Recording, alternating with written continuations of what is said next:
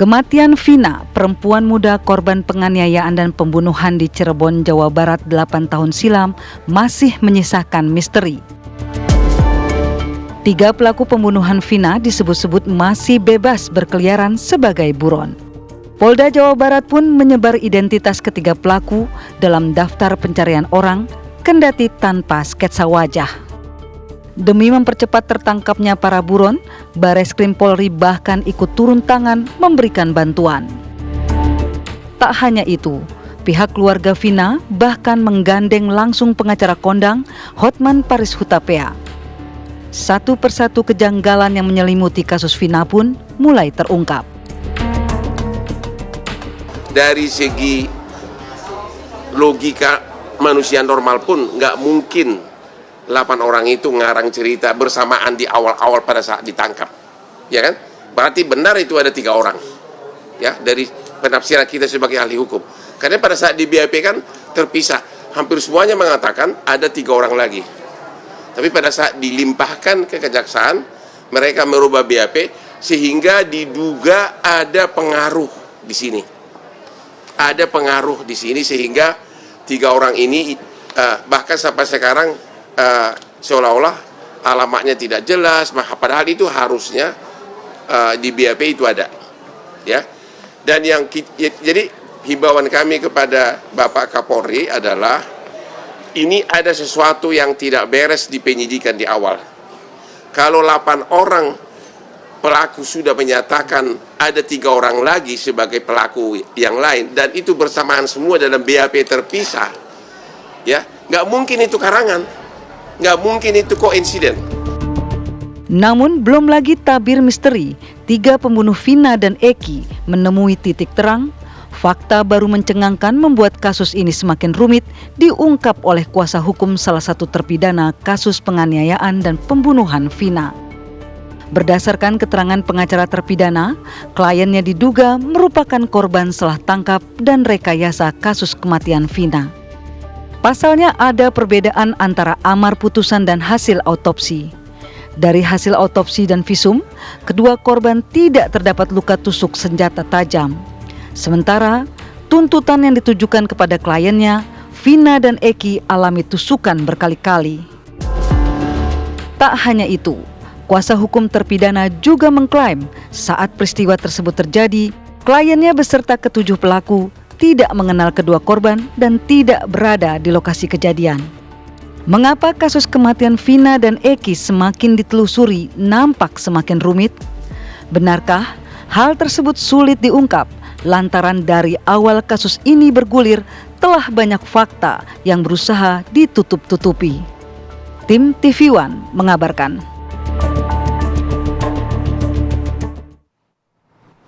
Kita akan mendalami mengenai menguak fakta baru dalam kasus kematian Vina dan juga Eki. Kita sudah bergabung dengan 2 narasumber pada pagi hari ini. Sudah ada Putri Maya Rumanti, kuasa hukum keluarga Vina, dan juga Komjen Purnawirawan Ito Sumardi, Kabareskrim 2009 sampai dengan 2011. Assalamualaikum, selamat pagi. Waalaikumsalam, selamat pagi Mbak Putri dan juga Pak Ito.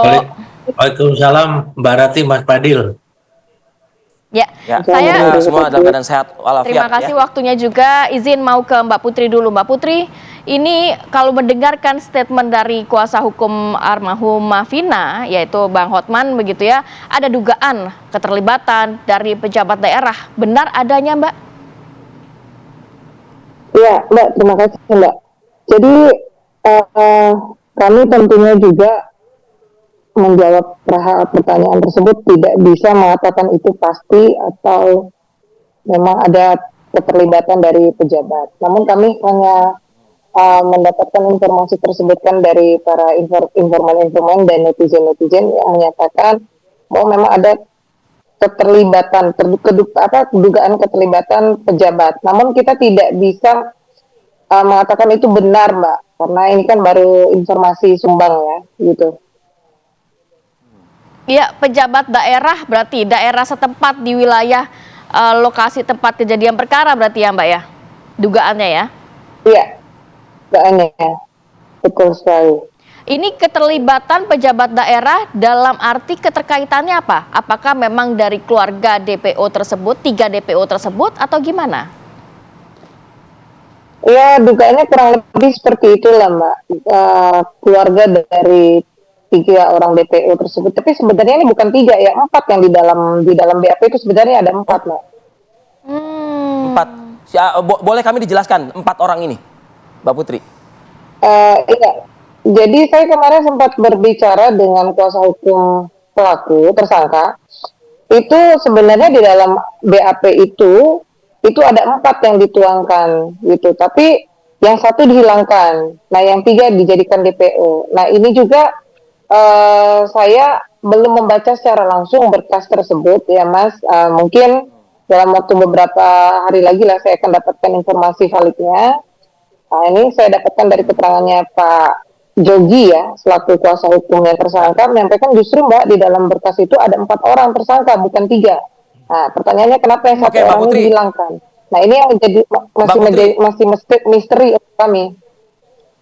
Oke, ya, makanya ini juga kita juga kepo juga jadinya ya, Mbak Iya. ya. Masyarakat publik juga kepo juga. Jadi kalau ada 4 itu berarti 1 Perong alias Peggy, lalu Andi. ada Andi, lalu ada Dani. Nah, yang 1 lagi ini siapa Ya. kalau berdasarkan Bang pengacara tadi?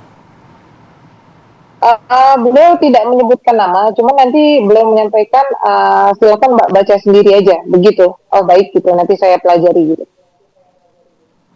Yang 1 orang lagi ini cukup diketahui nggak backgroundnya, sosoknya begitu?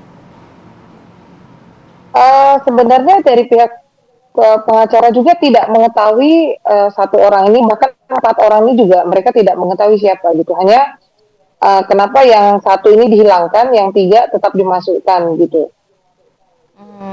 Oke. Jadi Mbak fakta Putri. baru begitu ya. Mbak Putri, saya mau meng-cross check lagi, Mbak. Tadi rekan saya bertanya kan, kalau keterlibatan ya, dugaan keterlibatan pejabat tinggi daerah, misalnya, ini kan kita ketahui kan Cirebon begitu ya, penanganannya juga di Polres Cirebon. Nah, apakah pejabat ini pejabat di kota yang sama atau kota lain, Mbak, selain Cirebon?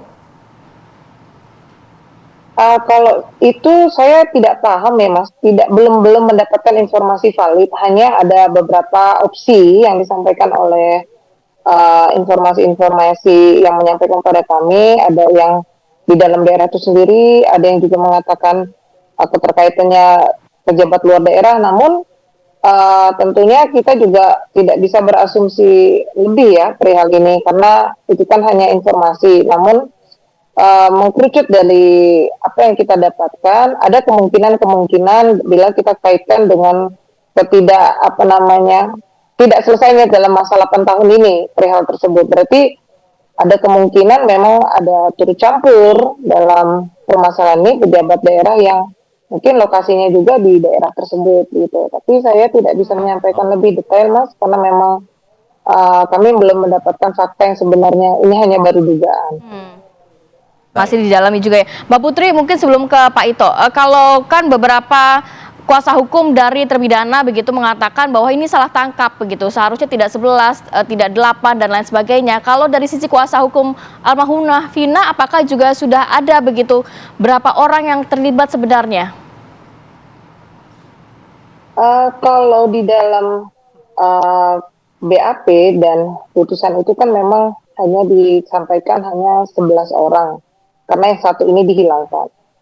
Nah, kalau mereka menolak dan itu tidak terlibat, itu ya silakan aja tanggapan mereka. Namun kan kami percaya sekali pada institusi Polri, kejaksaan dan pengadilan ini tentunya tidak gegabah dalam memutuskan satu tindak perkara ya Mbak. Karena ini kan berakibat fatal sekali bila memang mereka mengatakan bahwa mereka tidak bersalah. Dan saya sih tidak percaya, kami juga kuasa hukum tentunya tidak percaya begitu saja dengan keterangan dari pihak keluarga, pihak Para terpidana. lawyer. Iya. Oke, saya mau ke Pak Ito. Pak Ito, ini cukup banyak fakta baru yang akhirnya keluar ke publik, walaupun masih belum tentu Ya, juga kebenarannya begitu ya. Di netizen dan media sosial. Nah, itu dia. Pak Ito mencermati kasus ini yang cukup memakan waktu sangat lama, 8 tahun, 3 DPO, bahkan 4 tadi dikatakan seharusnya. Seperti apa Anda melihatnya? Ya, baik Mbak Putri, Mas Fadil. Yang pertama, penetapan DPO ini atau 3 orang yang diduga terlibat dan saat ini sedang dalam pencarian kan berdasarkan dari keterangan para terpidana yang saat ini telah Iya. mencabut BAP-nya. Jadi ini kan merupakan satu kesulitan bagi kepolisian. Kalau orang menyatakan seseorang terlibat, diduga terlibat, tapi dia mencabut keterangannya, kan tentunya harus dilakukan pemeriksaan ulang. Kemudian pemeriksaan ulang dengan tenggang waktu yang sudah cukup lama, apalagi para terpidana ini sudah dihukum hukuman maksimal. Ini memungkinkan bahwa mereka tidak akan kooperatif gitu ya, menurut saya. Apalagi kan ada kesan bahwa menurut pengacara daripada para terpidana itu mereka salah tangkap ya. Tentunya saya sependapat dengan yang disampaikan Mbak Putri bahwa dalam proses sistem peradilan pidana itu kan sudah lengkap dari proses penyidikan, penuntutan sampai dengan di pengadilan yang diputus melalui 3 tingkatan. Pengadilan negeri, kemudian pengadilan tinggi dan Mahkamah Agung. Ada upaya-upaya hukum lain yang bisa dilakukan oleh PK. Dan tadi malam saya juga sudah berdiskusi dengan pengacara daripada saudara Taka ya, yang mengatakan bahwa sejak tahun 2016 mereka sudah menyampaikan surat keberatan kepada beberapa institusi, misalnya Komnas HAM, kemudian Kompolnas, Propam, dan lain sebagainya. Dan tentunya ini kan juga menjadi sesuatu yang perlu dipelajari. Laporan mereka ini ditindaklanjuti tidak, ya, karena pada akhirnya hukuman yang diputuskan oleh hakim, yang tentunya tadi dikatakan Mbak Putih adalah dengan segala kehati-hatian, karena menyangkut hak asasi manusia, ini kan sudah sesuai dengan hukuman yang maksimal. Ya, sehingga di sini yang sekarang beredar hanya asumsi-asumsi, apalagi menyebutkan ada dugaan yang dari orang yang kesurupan yang katanya ada oknum kepolisian, kemudian ada juga pejabat daerah. Ini tentunya harus hati-hati kita dalam menyampaikan, apalagi di media ya. Kalau kita mengatakan seolah-olah orang itu terlibat tapi belum didukung dengan bukti-bukti, tentunya ada konsekuensi hukum. Memang menarik di sini sehingga Bareskrim ataupun Mabes Polri juga turun di sini untuk memberikan petunjuk. Dan kasus ini sekarang ditarik ke Polda. Tentunya Polda juga harus meruntut dari sejak kejadian 8 tahun yang lalu yang tidak mudah menurut saya ya. Karena bagi penyidiknya juga sudah pindah, kemudian juga pimpinan sudah pindah, dan juga banyak hal-hal yang bisa terjadi distorsi ya di masalah ini. Sehingga saya kira mungkin kita perlu menunggu, sambil menunggu tentunya kita harus menghindarkan adanya anggapan-anggapan atau sangkaan kepada orang-orang yang tidak didukung dengan bukti-bukti yang cukup. Karena ini ada konsekuensi hukumnya. Demikian, Mbak. Baik, Pak Ito dan juga Mbak Putri, kita akan lanjutkan lagi ya di segmen berikutnya. Tetap bersama kami di Apa Kabar Indonesia Pagi.